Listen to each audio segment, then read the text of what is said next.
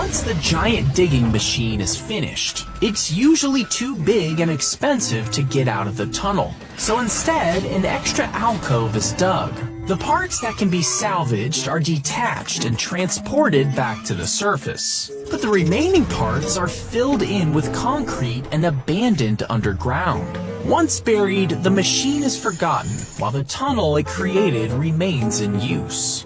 Sailors were trapped in a sinking ship during the attack on Pearl Harbor. As water quickly flooded the compartments, 3 sailors deep within the hull were inside an airtight storeroom and were able to stay alive. Others slowly became aware that sailors were alive somewhere in the ship. For days, tapping sounds were heard from inside the ship, and despite knowing that the sailors were trapped, rescue wasn't possible. When the ship was finally salvaged months later, the remains of the men were found with a calendar that had 16 days marked off.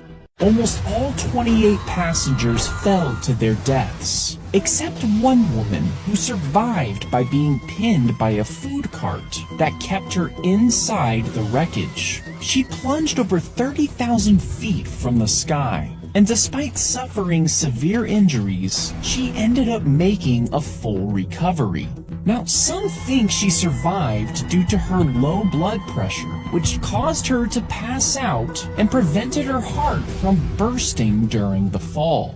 Hidden inside the massive wooden horse were Greek soldiers ready to strike. As it rolled through the gates of Troy, cheers erupted from the unsuspecting Trojans, oblivious to the danger lurking within. You see, the Greeks pretended to give up on their battle for Troy.